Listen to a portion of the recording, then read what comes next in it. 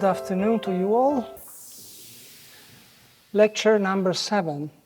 You had the patience to, to arrive to lecture number 7.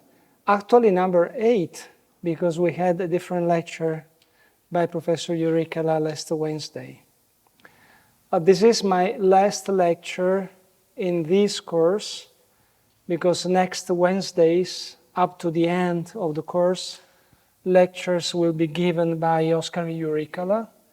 In any case, I am at your disposal to meet you. If you want to contact me, you can send me an email and we can arrange a meeting if you need anything. If you want to submit a book review or to submit a draft on some specific topic in relation to the themes of our lectures, please do this no later than January 22, which is the deadline for submitting book reviews or drafts. Okay. The lecture for today is The Place of the Human Being in the Cosmos, Unexpected Insights from the Anthropic Principle. Have you heard this expression, Anthropic Principle?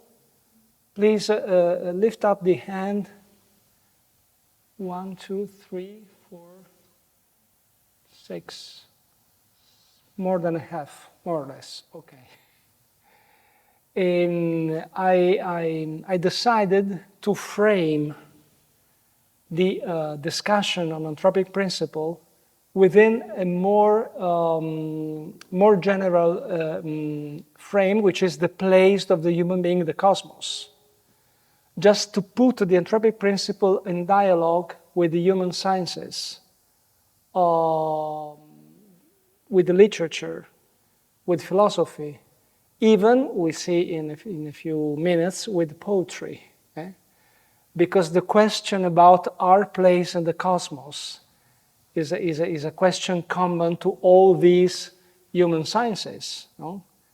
Anthropic Principle is a question arising from scientific context.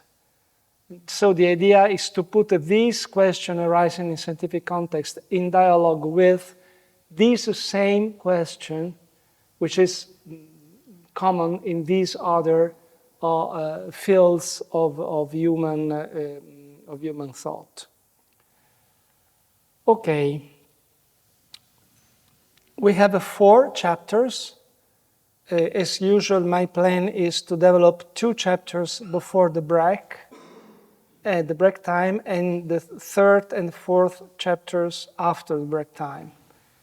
The position of the human being in the cosmos, center or periphery? If I would ask this to you, I'm quite sure that you would hesitate, because under some aspects you will answer, we are at the center. We are rational being.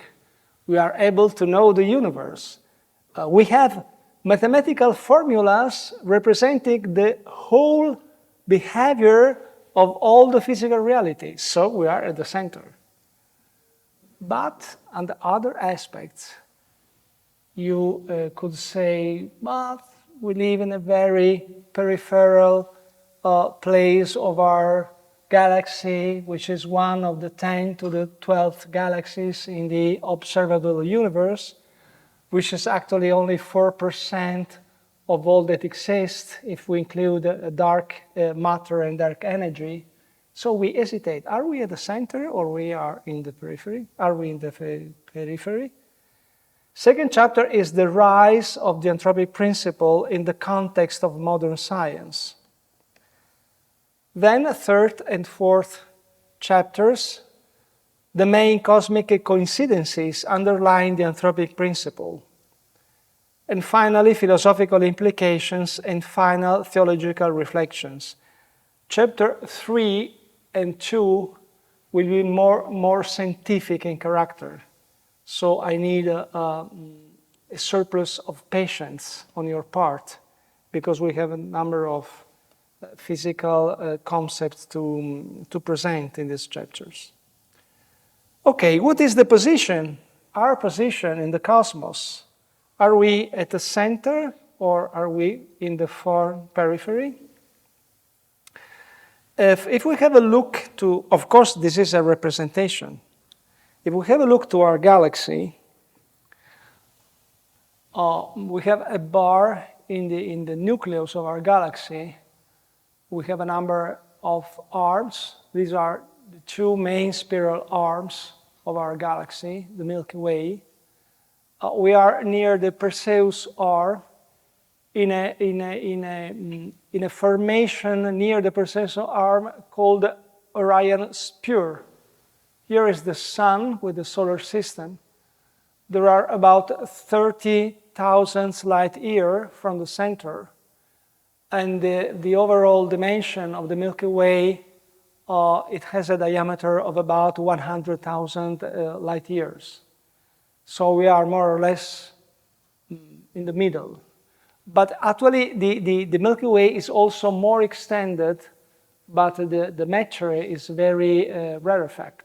So the majority of matter is within a diameter of about 100,000 light years. Fragility and greatness of the human being hang between two infinities. We are in the 4th centenary of the birth of a great French thinker, Blaise Pascal, who was born in 1623. And Blaise Pascal is famous for his reflections on the human being in the middle between the infinitely small and the infinitely large.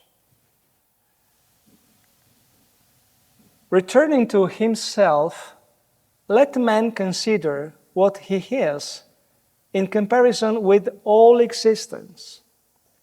Let him regard himself as lost in this remote corner of nature. And from the little cell in which he finds himself lodged, I mean the universe, let him estimate at their true value the earth, kingdoms, cities, and himself.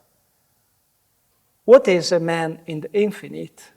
Even the earthly kingdoms, in this very large framework, they weigh nothing.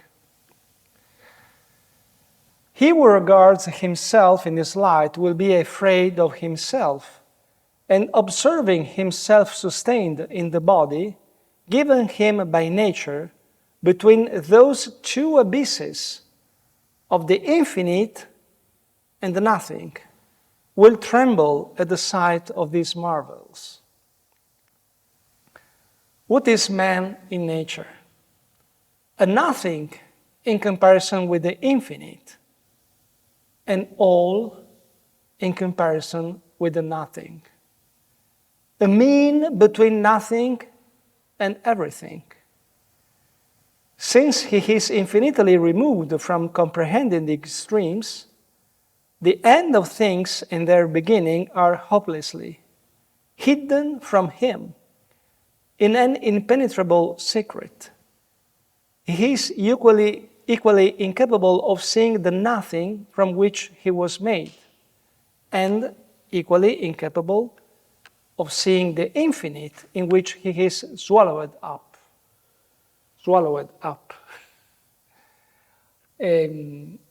A few lines after Pascal says, human being is nothing.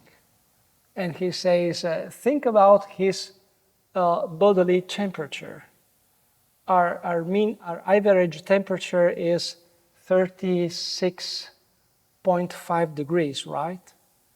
And Pascal asks, what if our temperature, our bodily temperature, decreases of 3 degrees, right? 3 degrees, nothing, absolutely nothing. If you go outside, it is to pass from 13 degrees Celsius to 16 degrees is nothing. Even you don't perceive the change, no?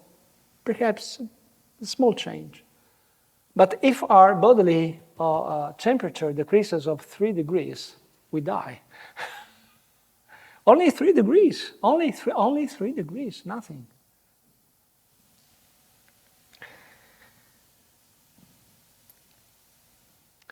So we have both fragility and greatness. Just to point out some elements of a fragility and then some elements of greatness. Elements of fragility are our peripheral location on our planet and the enormous space-time dimensions of the cosmos. Also, the kinship, that is the likeness of the human being with the higher primates, to whose evolutionary phylum he belongs. This is also an element of fragility. We are animals. Fragility of the human body in solidarity with the corruptible and ever-changing matter of the cosmos. In, let me say, 3 or 4 centuries, probably all the molecules of our body will be absolutely dispersed in the cosmos, even if we do not opt for cremation. Because in 3 or 4 centuries there is no more memory of a burial, no, more or less. Do we have the relic of someone died in the 15th or in the 16th century? Only if he is a king, or if he is a great scientist or a great man, but the large majority of people, just dust. Nothing. Nothing. But not nothing in the mind of God, but it is another, another topic. Okay, element of greatness. The extraordinary scientific technological progress achieved by the human beings. International Space Station, we reached the moon, we are on trip in a few years, we are on trip to Mars. Complexity of the human brain and of its neurophysiological functions. We are the most complex system in the solar system. Our brain is absolutely the most complex biological system in all the solar system. Self-transcendence of Homo sapiens, well beyond the goals of nutrition, conservation, and reproduction. So this is also an element of greatness. We go beyond just the need of conservation, nutrition, and reproduction. Earth's déplacement, a broken harmony. So the fact that we now consider human being just in the periphery, did we break some harmony? According to a general way of thinking, the answer would be yes. Things were much more harmonic in the past epochs, Middle Ages, Renaissance, but now in the modern and contemporary age, this harmony is broken. Let's have a look more in depth to see if it is really a broken harmony or not. The first scientific thought, particularly the shift from the geocentric to the heliocentric system, would have caused the breakdown of the previous harmony between man and the cosmos, proper to the classical and medieval ages. The balance point between the two infinities would collapse, leaving the human being to fall into nothingness, that nothingness from which they had appeared by chance. This view is very common in authors such as Steven Weinberg or Jacques Monod, for instance. An evolving nature subject to continuous transformation and dramatic struggles is no longer a harmonious and hospitable scenario crowned by the appearing of man, the human being. We have struggle for life, and we are part of this struggle for life. A definite change would have occurred from the closed universe of predictable regularities, ruled by the laws of nature, to the open universe, characterized by unpredictable complexity and indeterminism. All these elements are elements of a broken harmony, according to a common way of thinking. And we also have repercussion in philosophy, ethics, law, and even in art. John Donne, a British poet, abandons the ordered cosmos of Dante's Commedia to sing in An Anatomy of the World, a poem dated 1611, about the collapse of the Ptolemaic system, which drags behind it the loss of all certainty and of firm landmarks. Look, the change of a cosmological system brings about a change in a philosophical view of the human being in the cosmos. Let's have a look to some verses. The poem is much more extended, but I just picked out a number of verses. So did the world from the first hour decay. The evening was beginning of the day, and now the springs and summers, which we see, like sons of women after 50B. And the new philosophy calls all in doubt. The element of fire is quite put out. The sun is lost, and the earth and no man's wit can well direct him where to look for it. And freely men confess that this world is spent, when in the planets and the firmament they seek so many new. They see that this is crumbled out again to his atoms. It is all in pieces, all coherence gone. All just supply and all relation, prince, subject, father, son, are things to forgot. The art is lost, and correspondence too. This is a poetic view in which this paradigmatic change in our view of cosmos has a very huge backlashes, very huge repercussions in our way of life, in our way of thinking. However, for a correct assessment of the changes about man's position in the cosmos, it is also necessary to ask a number of questions, just to go more in depth.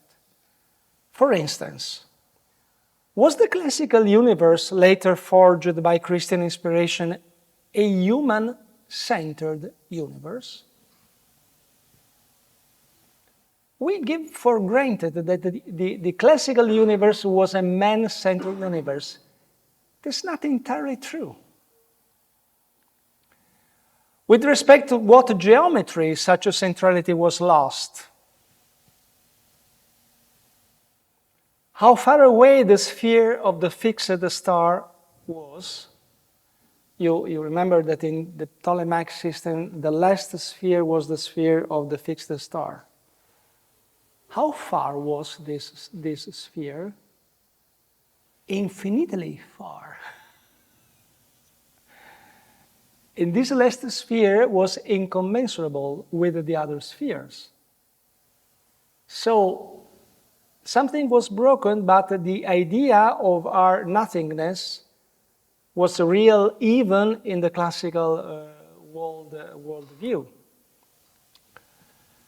Why those who provoked such a decentralization, Cusanus, Copernicus, Kepler, and developed a scientific method which removed the man observer from all his privileges, maintained a Judeo-Christian understanding of the human being as the image of God.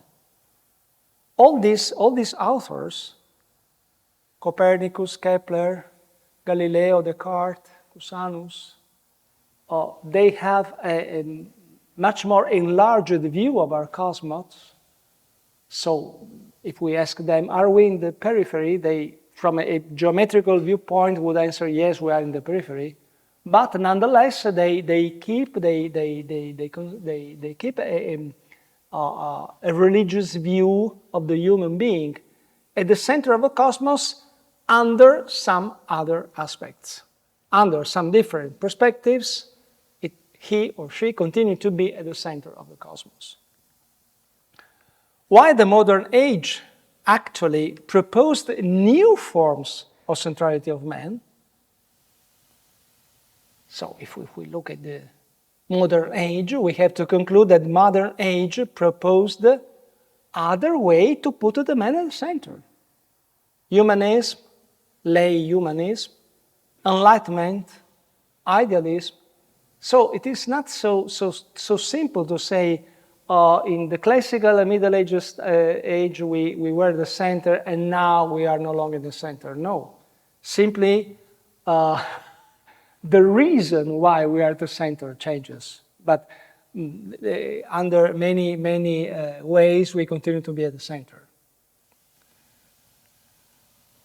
Why the religious understanding of the human being continued to hold the two infinities in balance. The religious view of sacred scripture, for instance, has no problem in keeping both dimensions in harmony together.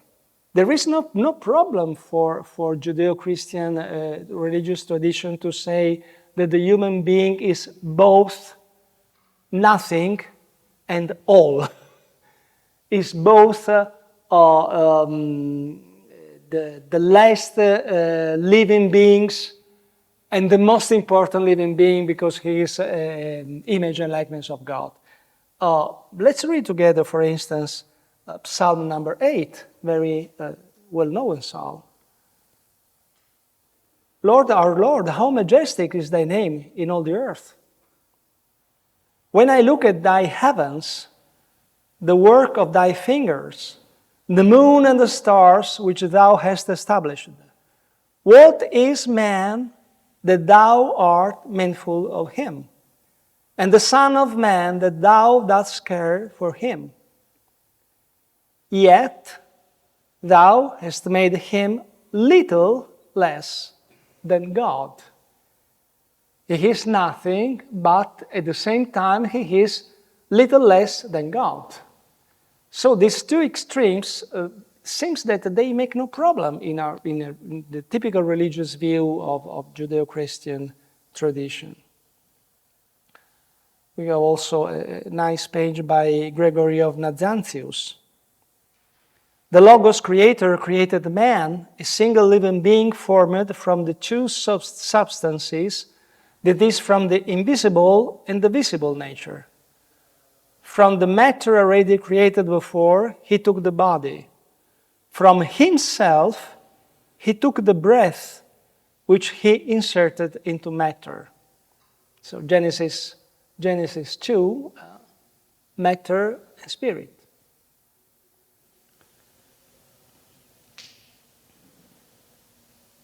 Earthly and heavenly being, ephemeral and immortal, visible and intelligible, placed somewhere between greatness and humility, simultaneously spirit and flesh. Okay, this is more or less the situation from a general philosophical viewpoint. No? Now, what happened more or less 70, 80 years ago in the scientific cosmology? we began to see that a number of results suggested that perhaps we could gain some insights, some scientific insights, if we put the human being at the center and not in the periphery of our cosmos. Let's see what the Anthropic Principle say. But we had to have a path together, no? Okay, we have to begin with some methodological principle that deny any observer's privilege. You know that to do science, we have to avoid any kind of privilege for the observer. Science is objective. So if you say, well, we have a privileged position, I did this experiment. No. This experiment must be objective, must be the same made by you, by that one, the other one, in Italy, in Australia, in the 17th century, in the 21st century. We need objectivity. A first principle, methodological principle, is the Copernican principle of mediocrity. It simply asserts that the earthly observer has no longer a privileged place. A second principle, a principle of covariance. The laws of nature and the principles of science must be valid for every observer. The laws of nature are just the same all over the world, all over the time. This is the principle of covariance. We have also a principle of relativity, Galilean relativity or Einsteinian relativity. And this principle says that there must be mathematical transformations, mathematical geometrical transformations that allow different observers to describe a phenomenon in equivalent terms. For instance, Cartesian transformations in the case of Galilean relativity, and Lorentz transformations in the case of Einsteinian relativity. But all the observers are equals. There is no privileged observer. We have also the cosmological principle. Every point in the universe is adequate to describe the whole physical universe, its structure and its laws, in a universally valid way. This is very strong and very active in cosmology, this principle. Every point of the universe is able to describe the whole universe. We don't have any privilege point in the universe. We work with homogeneous and isotropic universe. Isotropic means with the same characteristics in all the directions. Inhomogeneities on a local scale have no influence on medium and large scales. We could have inhomogeneities, small scales, but at the large scale, the universe is homogeneous. We have also a perfect cosmological principle. The characters and laws of the universe should be identical when observed both at any point in space, at any instant in time. Some of you could say, well, but this perfect cosmological principle is no longer valid in quantum mechanics. Right, but the laws are different. If we do cosmology and the place of the Anthropic Principle is cosmology, is physical cosmology, we have to begin to remind these cosmological principles, which normally say that there is no reason to put the human being in a privileged position compared with the whole of the universe. Now, the Anthropic Principle is the first attempt arisen within the sciences, I underline within the sciences, to employ the position of the observer as a significant and meaningful element in understanding the cosmos. For instance, From the fact that intelligent life has developed in the universe, intelligent life, as far as we know, we are the only intelligent life in the universe. From the fact that intelligent life has developed in the universe, the following characteristics of the physical universe can be predicted. How old is the universe? Only in age compatible with the possibility that living intelligent beings could arise in the universe. An age of the universe much lesser than present age is not possible.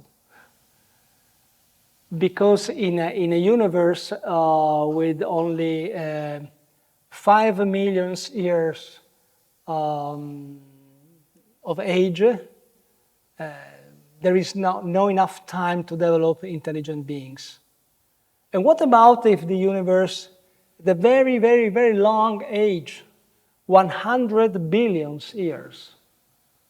No possible life. Everything is corrupted. Big freeze. So life can subsist in the universe only in a small window. So that the question, how old is the universe? The answer is the age of the universe is only an age compatible, in tune with a time window which allows intelligent beings, namely we, to live in this moment here. What about the dimensions? Just the same way of reasoning. Not all the dimensions of the universe are compatible with intelligent life. Because very, very small dimensions of the universe mean very, very, very small time, not compatible with our life. And very, very, very big is no more compatible with our life because it needs much larger time to have a very big dimensions. And what about the chemical composition? Are all types of chemical composition compatible with living beings? No. We need carbon, we need water, we need oxygen. And only a universe in which these kind of elements could have grown, could have built in the nuclei of stars, only this universe with these characteristics is compatible with life. Life is present, then the chemical characteristic of the universe must be this. And many other scientific parameters that can be added. Thus, precise anthropocentric conditions were unexpectedly discovered. The constants of nature that govern the physics and chemistry of the universe have precisely those numerical values that enable the universe to have a structure and a history adequate to host life.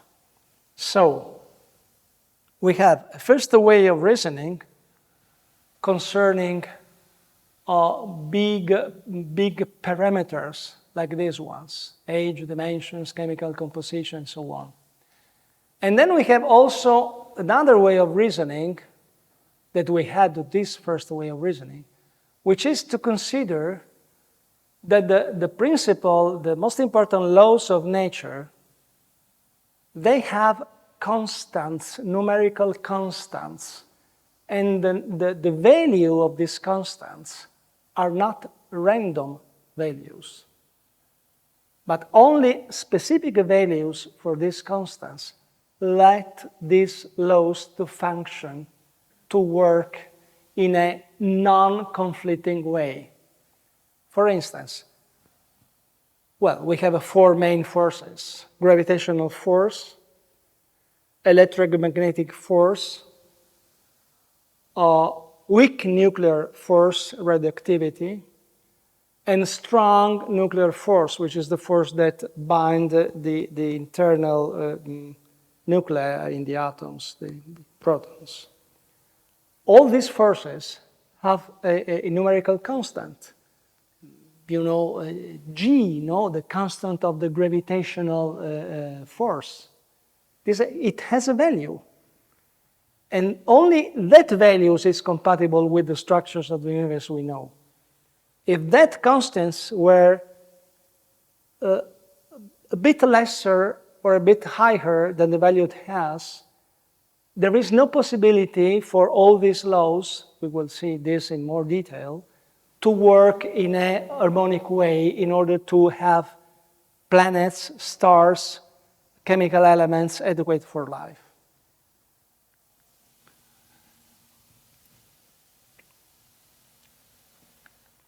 Robert Dicke, Brandon Carter, and Martin Rees were perhaps the three scientists there first pointed out this principle. And then the big book by Barrow and Tipler, who systemized the most important characteristics discovered by these three authors. According to Robert Dicke, we are in 1961, some cosmological values, as observed, depend on the presence of life and of the intelligent human being.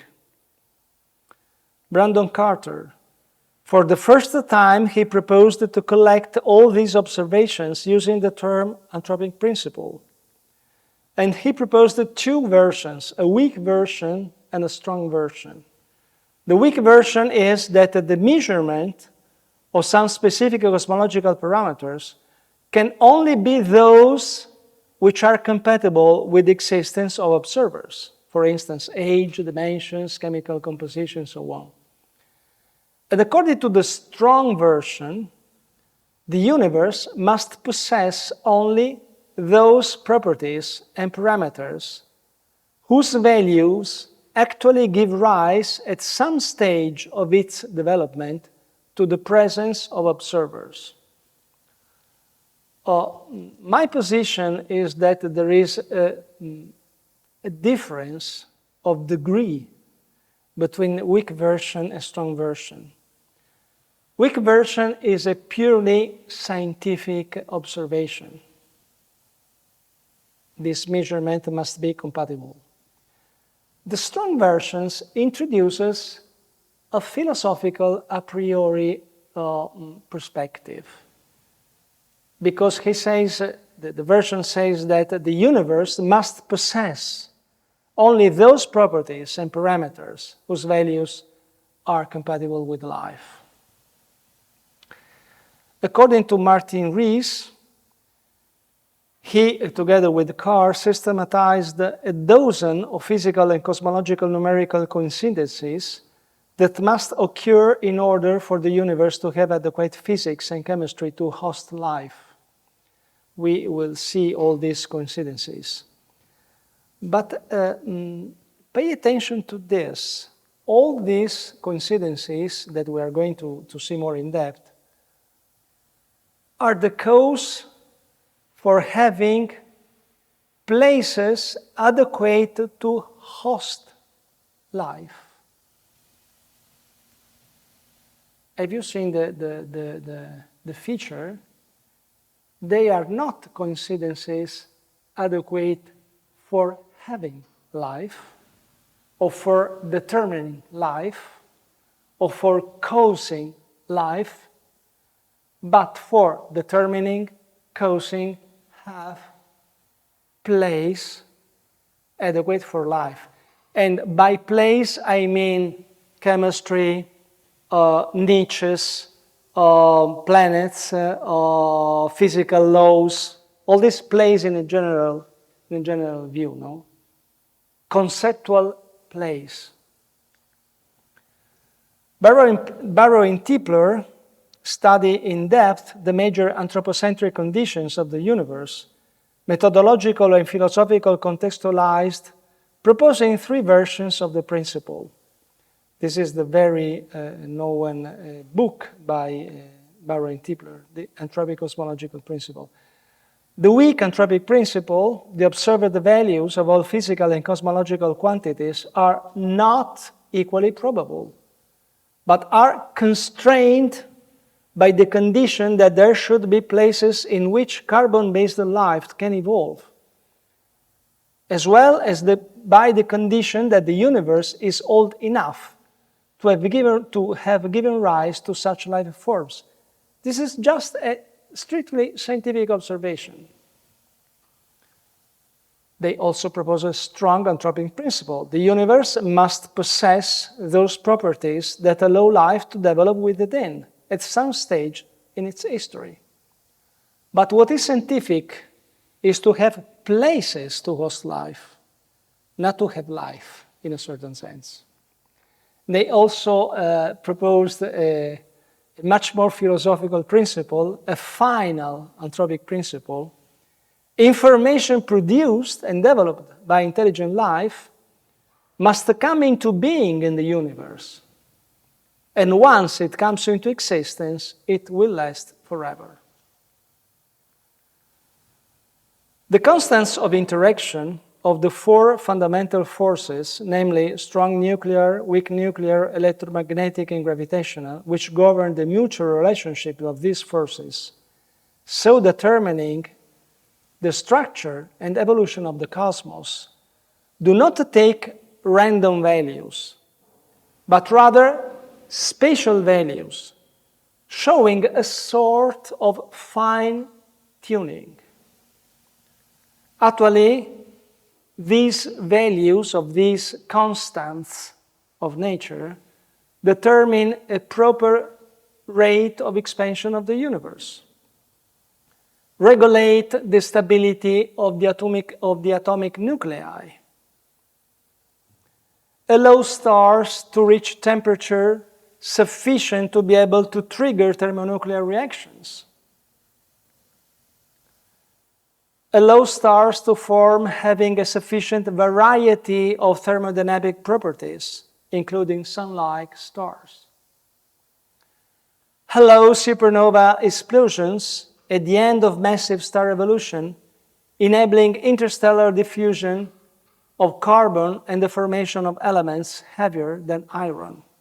To have life, we need elements heavier than iron. But the problem is that in nuclei of stars, we can build up only elements up to iron. We need the supernova explosions with the big energy developed by supernova explosion to synthesize nuclear elements heavier than iron.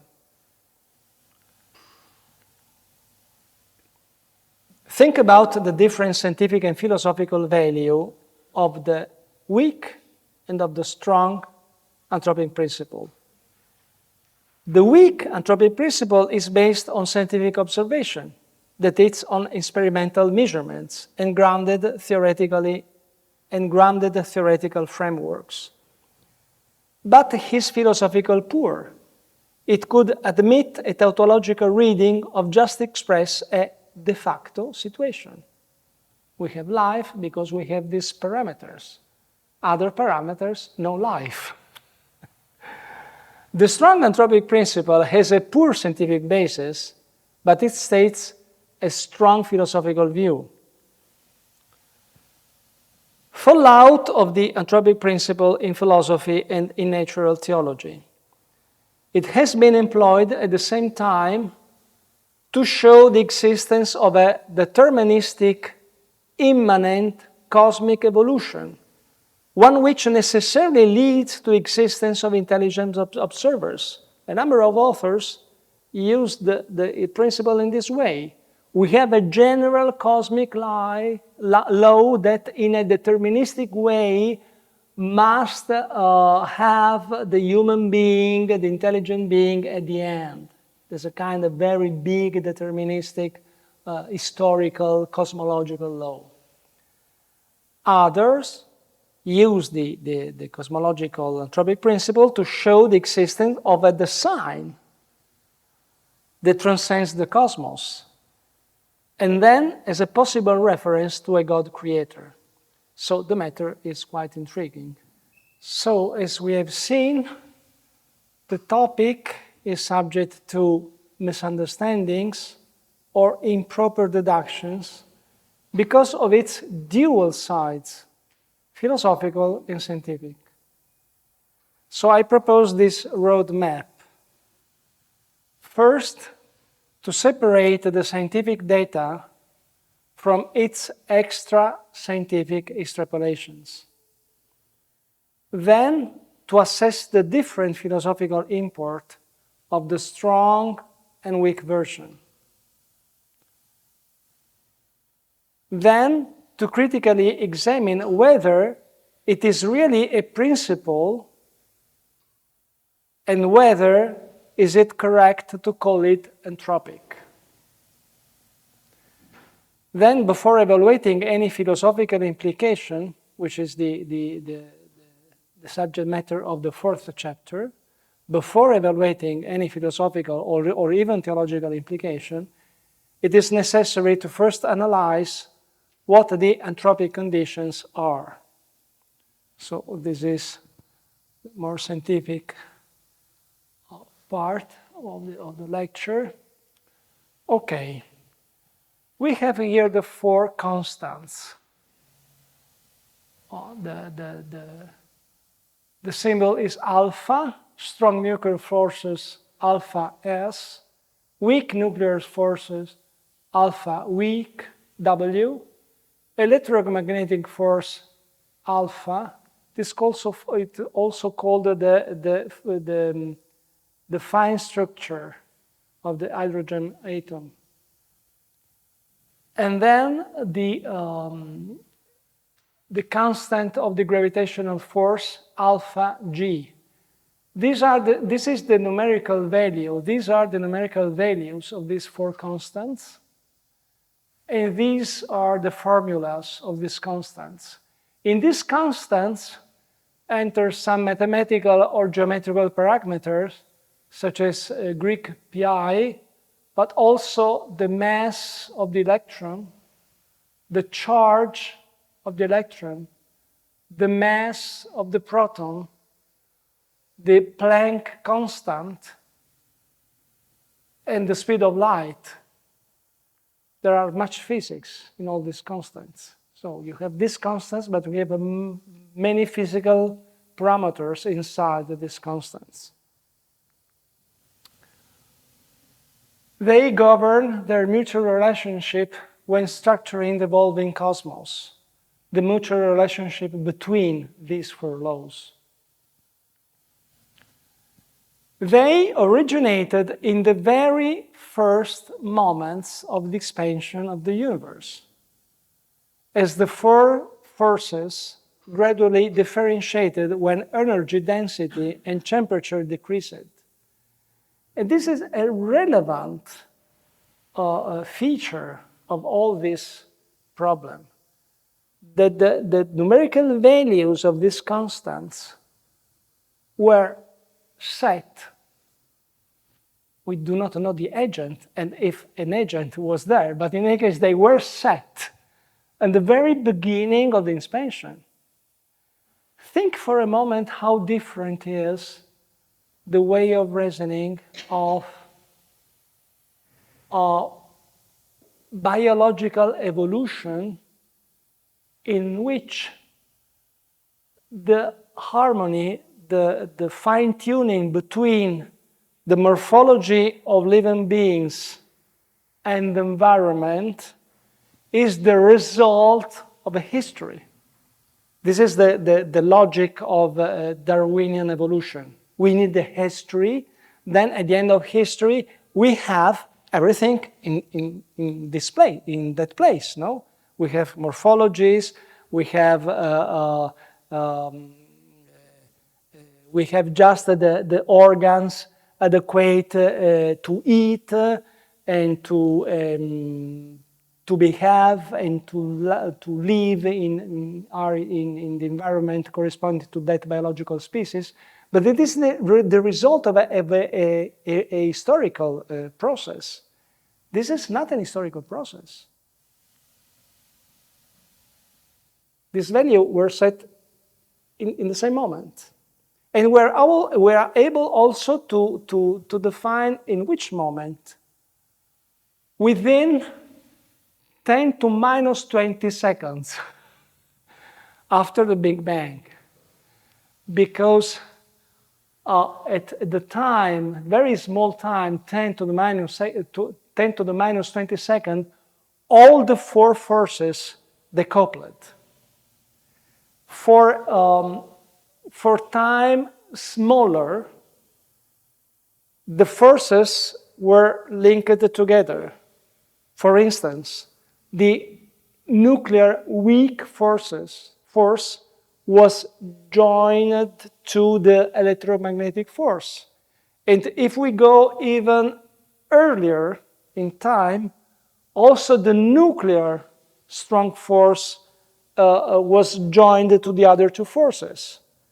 But starting from 10 to the minus 20 seconds onward, all the four forces were single forces with their own constants defined.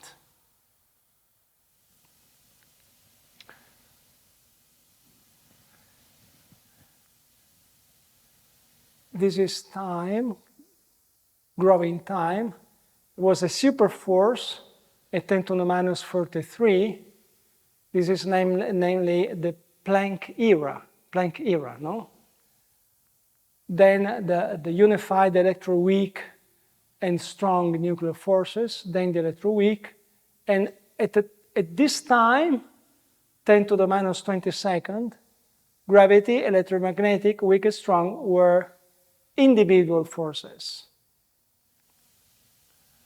Okay, now a number of miracles. Let me say miracle, but miracle is just a metaphor, but a number of very strange things which occurred.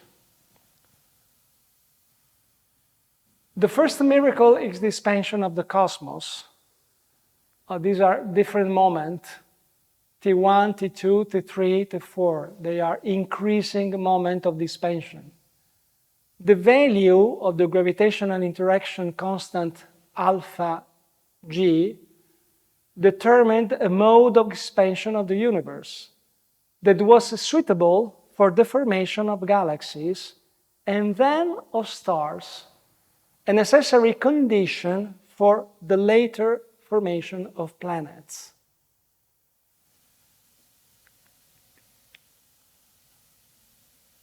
Now, this is the real situation. The gravitational constant is the value it has, equal to the value it has. What happened after the Big Bang? It happened that matter began to expand, but in a way that expanding, it was still possible for matter to coalesce, to collapse in small masses and give rise to galaxies, right? Now, if the value of the gravitational constant were much lesser than the value it has, what would have happened? Expansion, then expansion, then expansion, then expansion. No possibility to coalesce, no possibility to collapse in a partial matter object, material object. We have no formation of galaxies in this way. And what if the value would be only a bit smaller? This happiness is much more smaller, but just a bit smaller than the actual value the constant of gravitation has. The scenario would be this one. The universe began the expansion. We have the attempt to form galaxies, but no galaxies formed. And what if the constant of gravitation would have been a bit greater, just a bit greater This scenario would be this one. Expansion and then a contraction of the universe. The universe begins and shortly after the universe ends. And if the constant is much greater, would there have been no expansion whatsoever? No expansion whatsoever. No expansion. Okay, our situation is this one. This is the only one which allows the formation of galaxies. Second miracle, the formation of a right sequence of stellar masses. The very specific ratio existing between the gravitational constant and the electromagnetic interaction constants, this ratio, is the only one adequate to have a formation of different stars of different masses. We need big masses as well as little masses, small masses. Why we need both? We need big masses of stars because they evolve very quickly and they supply chemical elements in the interstellar medium. But they are not adequate to host planets because their life is very short. Only a few thousands of a few hundred of thousands of years. And here on the Earth, we need billions of years to let life evolve, no? But we need as well small masses stars, because only around the small mass stars we can have planets. So to have a sequence of big masses, intermediate masses, and small masses, we need a very specific value of this ratio.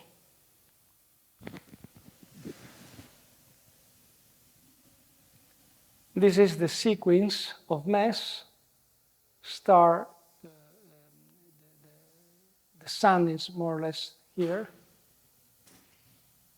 Okay, we have giants, but we also dwarfs, red dwarfs, yellow dwarfs, and white dwarfs. Our sun is a yellow dwarf. Okay. A chemistry adequate for life needs both convective equilibrium dwarf stars, having planets around them, and radiative equilibrium giants, rapidly evolving and producing heavy chemical elements. This is the functioning of a big mass star. This is the functioning of intermediate and small mass star. This type of stars have a very small life, a very quick life, and they produce immediately heavy elements. The external layers are radiative, are in radiative equilibrium, and in the inner layers we have a convective equilibrium. In the sun we have the reverse. We have production of energy in the core in radiative equilibrium, and then we have convective equilibrium in the outer layers. And thanks to this, we can have planets. We cannot have planets here around because the radiation would be too strong to let life begins on the planets. So in the sun, radiation is contained by the outer layers, which are convective in their thermodynamic equilibrium. Miracle number 3. Thanks to supernovae, the interstellar diffusion of carbon and production of chemical elements heavier than iron. This is the atomic number, 26. The very specific value of the ratio alpha G, alpha, and alpha strong, alpha weak, allows supernova explosions to occur with the consequent ejection into the interstellar medium of carbon and other elements during the high temperature developed. Chemical elements heavier than iron can be synthesized. We also need elements heavier than iron. The point is that the thermonuclear reaction inside the star can produce elements up to iron, no heavier, no greater in number, in atomic number, than iron. Because we need energy to do this. While in producing elements lower than iron, we give energy, we produce energy. To produce elements heavier than iron, we need energy. They are called exothermic nuclear reaction. We need someone that supplies us energy. And the only possibility is the energy of supernova. The energy of supernova allow temperature much more higher than the temperature in the core of stars for very quick moments, but enough to have the production of these heavier elements. And the fact that the supernova can occur depends on the very critical ratio of these constants. If these constants were a bit lower or higher, we would have no supernova explosions. This is just a picture to show, well, the stars form from a gas of hydrogen. Big stars have a very short cycle, very short life cycle. They explode as a supernova, so the chemical elements are thrown away in the interstellar medium. And medium star end by a planetary nebula, and we have also release in the interstellar medium of chemical elements, but less efficient than the way in which the elements are released by a supernova explosion.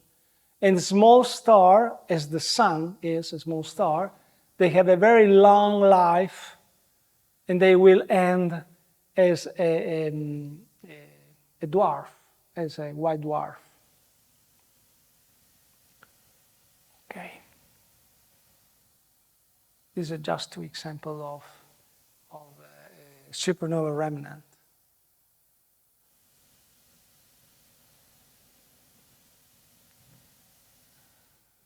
Miracle number 4, the unexpected stability of atomic nuclei and the formation of a cosmological helium. The precise value of this ratio, alpha strong over alpha, allows the short-range nuclear force to prevail over electrical repulsion, enabling the formation and stability of atomic nuclei. If the strong nuclear constant were a bit lesser, we would not have nuclei formation. So no matter, not only no life, but nothingness, no atoms. And the value of this ratio prevents cosmological hydrogen from being transformed entirely into helium. In the very first moments of the Big Bang, we run the risk that all the hydrogen transformed into helium, not in the nuclei of the stars, but in the primeval universe, the cosmological helium. No? But thanks to the very critical values of this constant, only part of the hydrogen transformed into helium. Because if all the hydrogen would have transformed into helium, no water, no hydrogen, no life, nothing. Miracle number 5. During the process of star formation, the thermonuclear reaction ignites just before the star collapses irreversibly. Star formation. We start from a cloud of hydrogen. This cloud of hydrogen begins to collapse. So temperature enhances, grows, grows, grows, then the nuclear reaction starts, and we have production of energy. What if these constants would have been a bit different from the present value? This collapse would have continued without letting the nuclear reaction to start. So no light, no energy, no stars.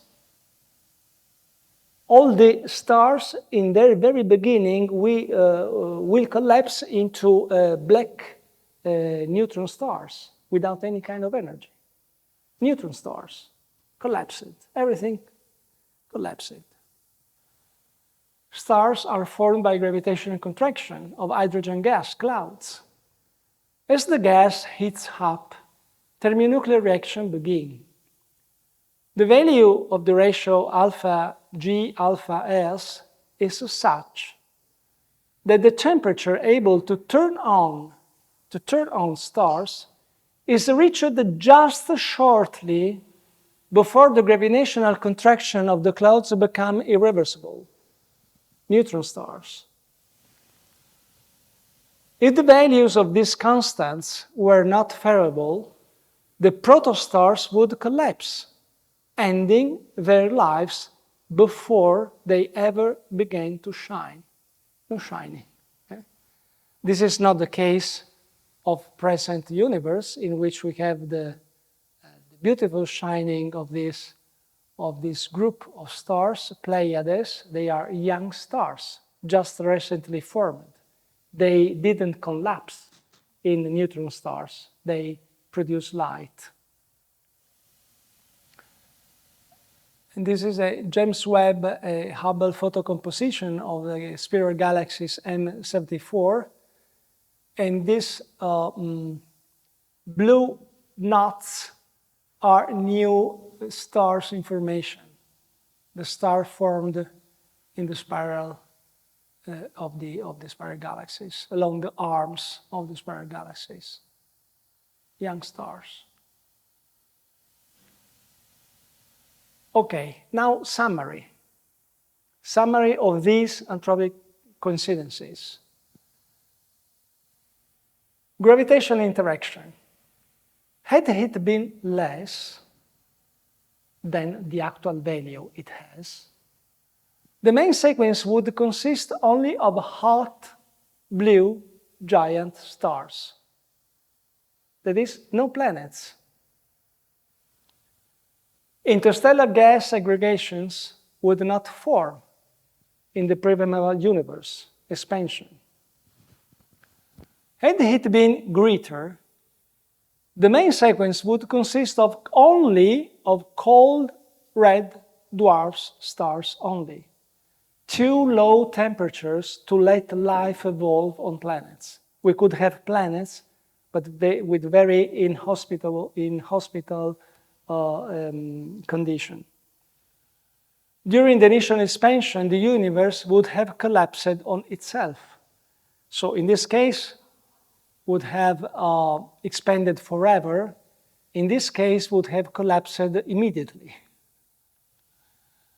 Ratio between gravitation and weak nuclear force. Had it been less, no cosmological helium. Stars would evolve too rapidly to give rise to planet formation. Had it been greater, all hydrogen would turn into helium, no water. No physical and biochemical scenario suitable for life. Ratio between electromagnetic and weak nuclear. No physical conditions to lead some stars to become supernovae. No chemical elements heavier than iron. No dispersing of carbon, nitrogen and oxygen into the interstellar medium. This is just a parenthesis. Barrow and Tipler succeeded in listing tens and tens of anthropic coincidences, apart those derived by the equilibrium of the constants of nature, by the critical values of the constant of nature. Just one example of a amusing anthropic condition. The molecule of water. What happened? This is the molecule of water, right? Okay. An atom of oxygen, 2 atoms of hydrogen, and the angle between these two atoms of hydrogen is 105 degrees. We have a net positive charge, and we have also a dipole because the barycenter of the positive charge are different from the barycenter of the negative charge. So this is the reason why you clean with the water. It is a very efficient for solving things. Okay. Now look at this angle, and look at the angle of the tetrahedron. Tetrahedron is the solid with the minimum number of faces, namely 4. Tetrahedron, no? This is the reason why water gets solid by way of tetrahedrons. Okay. What is the characteristic of tetrahedron?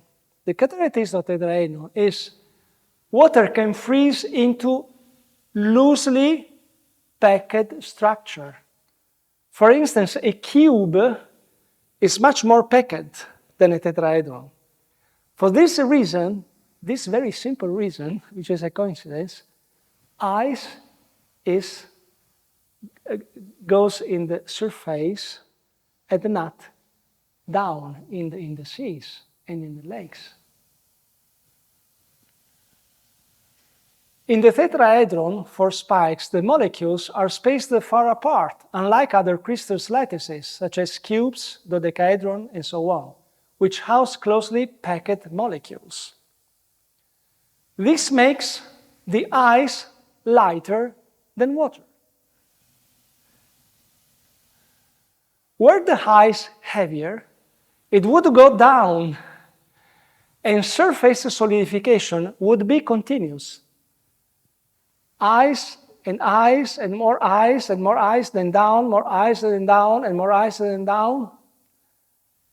No water, no liquid water. And the life in the seas after the crosta, after the surface of ice, no longer possible. Is it a coincidence? It seems. Barbara Tipler lists a number of these. There are many. The angle of 104.5, far from the flat angle, generates an electric dipole which causes the solvent action of water and the effectiveness of many biochemical processes active in life, in our life. Okay.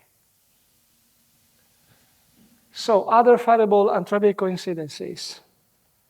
I go faster, but there are a number. No, for instance, the formation of carbon-12 from beryllium and helium, and the formation of oxygen from carbon and helium. The level of energy are set in a special way that these reactions are possible.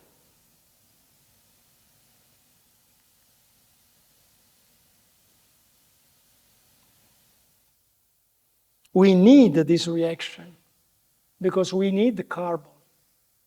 It is a coincidence that there is the intermediate level of energy here that let this jump. We need oxygen, but we need also carbon.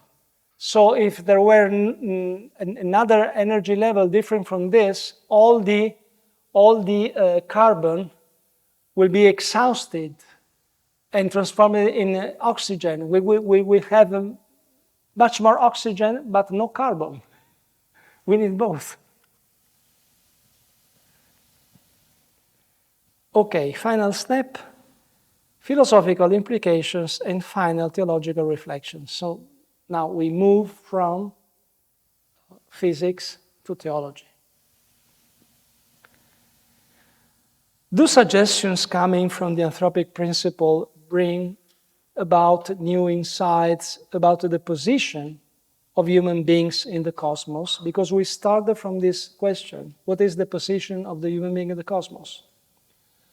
Are the anthropic coincidences a scientific evidence of some purpose in the physical and biological evolution of the universe? Anthropic principle and argument from the sign. Deducing the existence of a creator from the existence of an intentional design in nature was a classical argument in natural theology. Patristic and medieval theology, Anglican apologetics of the 17th, 18th century, etc. This argument was interrupted with the philosophy of Kant and Hume about the principle of causality, and in the sciences was interrupted with the rise of Darwinism. These are the situations before Darwin. Okay. Some necessary clarification. So from one side, even in the past times, we had a number of arguments, taken the cue from what happened in nature to infer the existence of a creator. Some necessary clarification. The only formulation of the anthropic principle which originated by strictly scientific data is the so-called weak anthropic principle.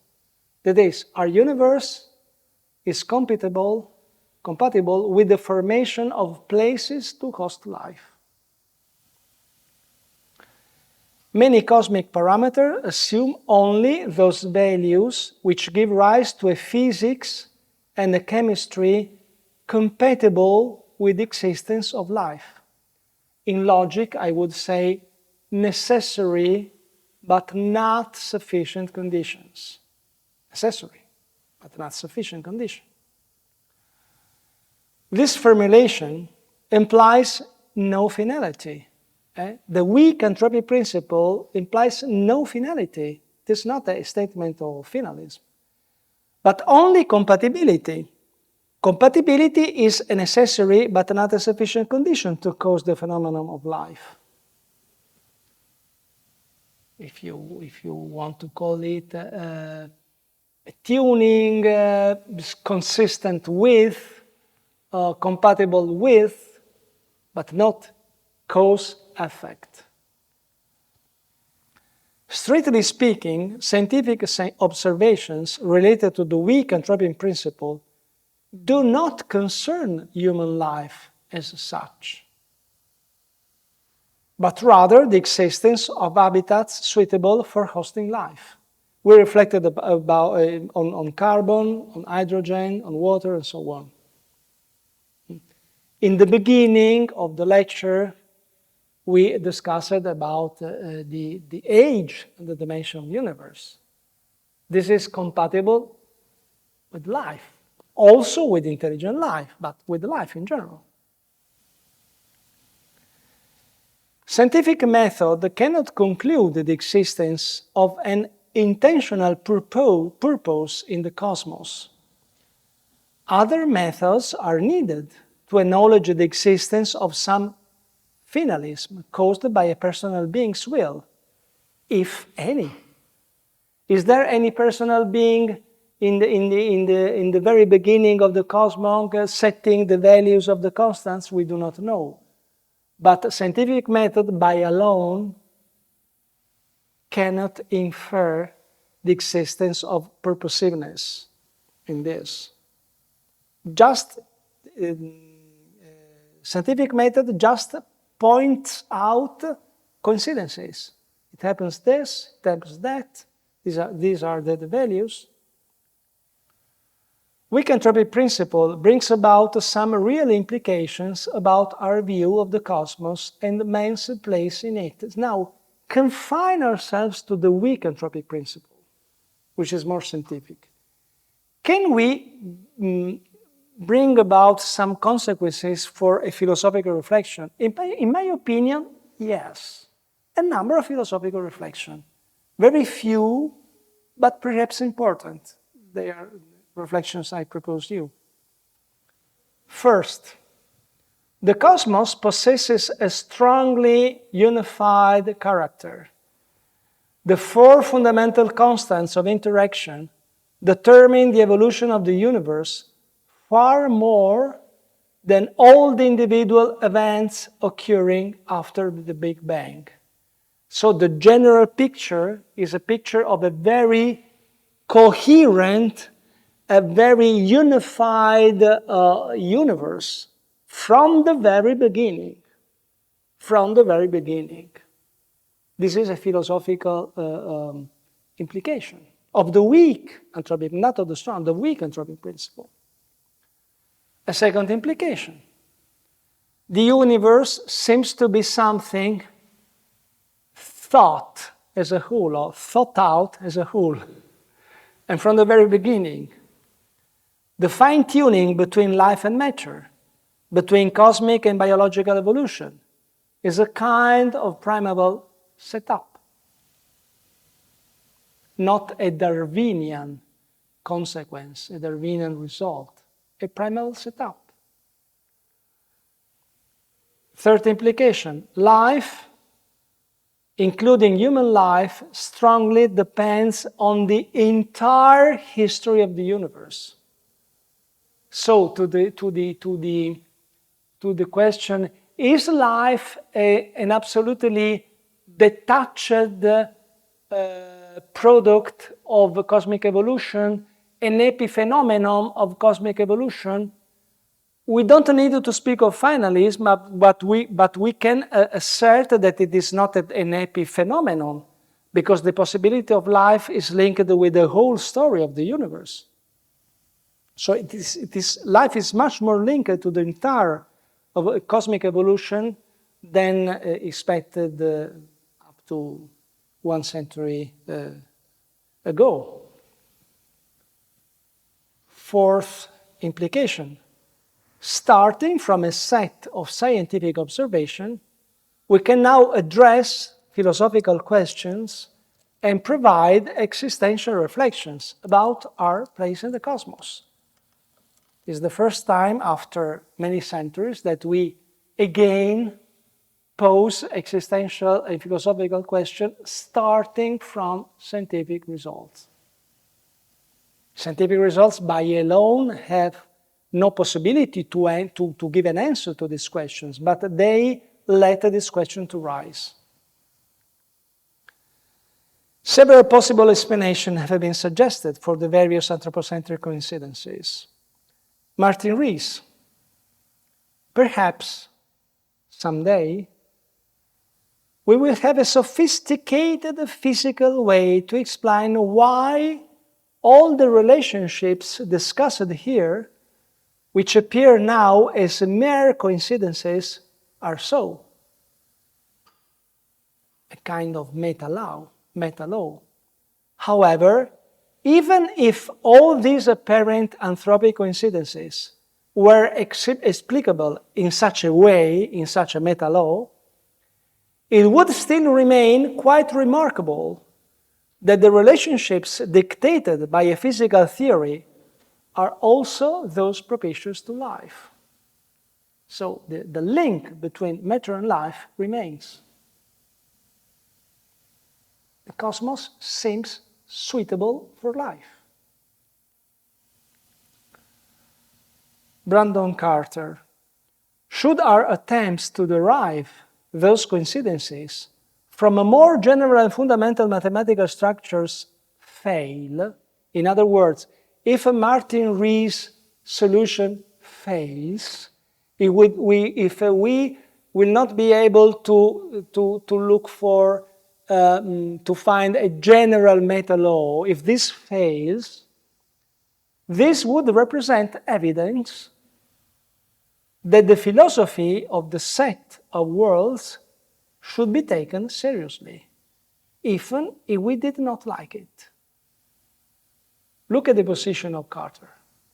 Carter says, well, if our attempts to have a meta-law from which deduce all the anthropic coincidences fails, the only possibilities is to state that we have infinite universes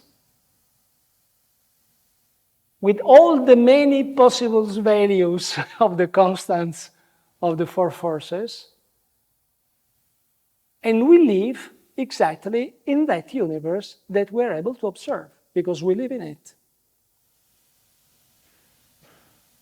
Is it a scientific answer or an ideological a priori answer?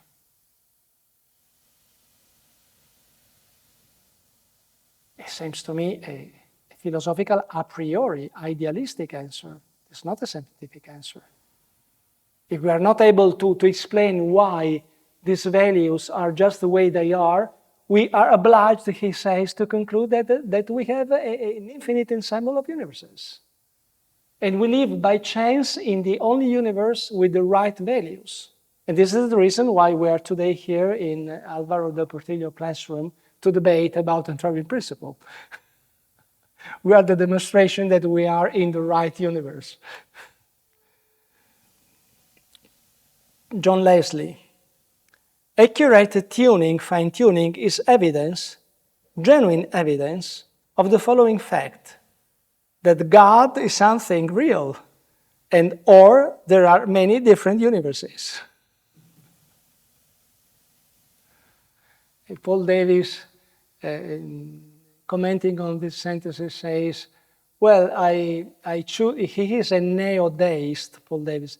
Well, I choose, for reason of Occam's razor, I choose the existence of one entity, or one ens only, namely God, than an infinite ensemble of entities, just for reasons of Occam razor.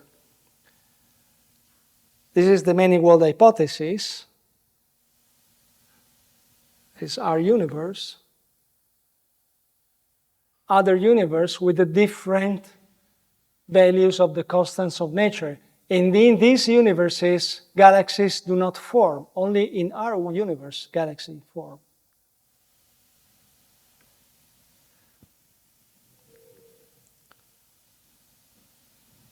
No matter, non-intelligent life.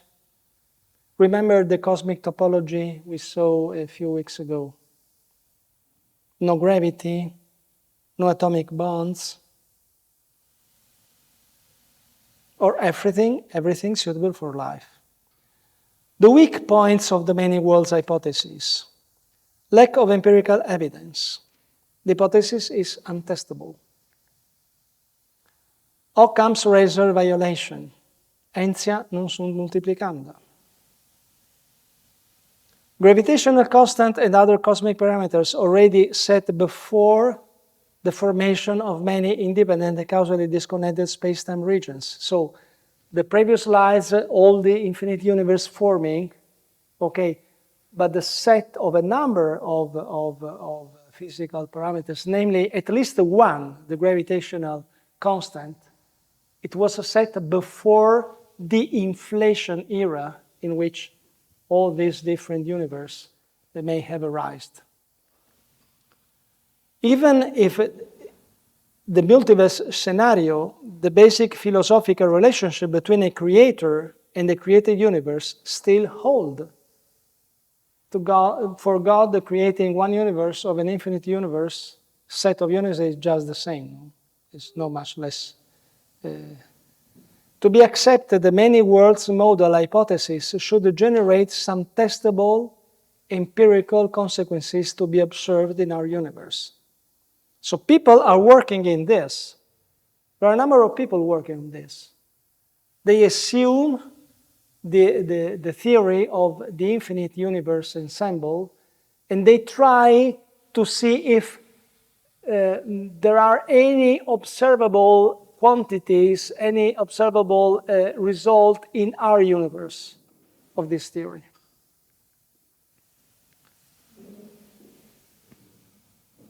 Through my scientific work, I have come to believe more and more strongly that the physical universe is put together with an ingenuity so astonishing. There is an error, ingenuity, so astonishing that I cannot accept it merely as a brute fact. There must, it seems to me, a deeper level of explanation. Whether one wishes to call that a deeper level God is matter of taste and definition.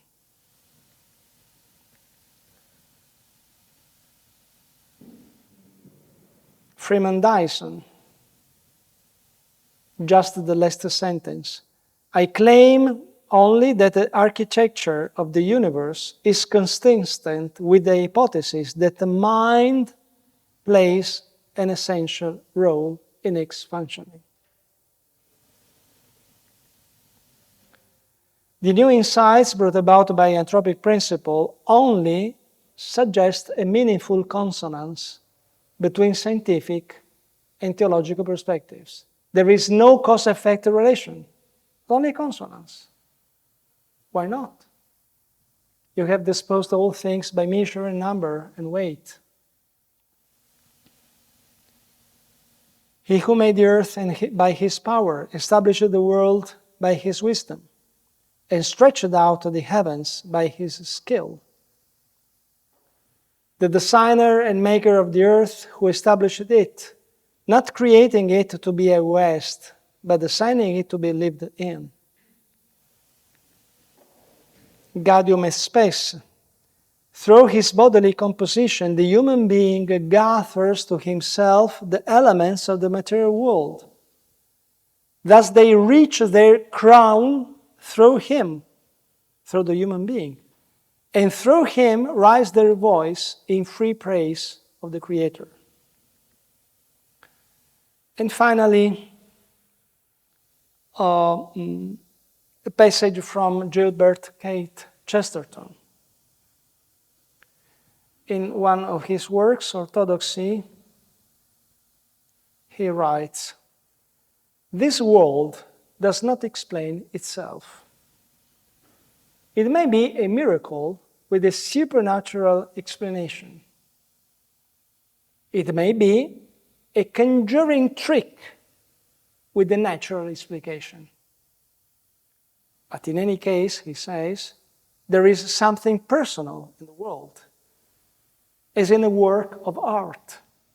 Whatever it means violently." I think we cannot add much more to this. No, there is a consonance between the physics and the biology of our universe and the possible existence of a personal mind. This, no more than a consonance, but perhaps in philosophy and theology, it could be also a good result to have evidence of this. So you have an essential bibliography here. Okay, thank you for your attention. And fine.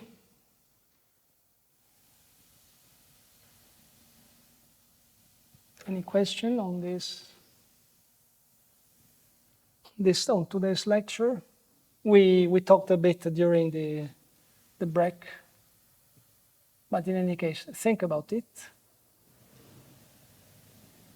Just for general culture, I think it is useful to know that exists this kind of reflection in science, just for general culture.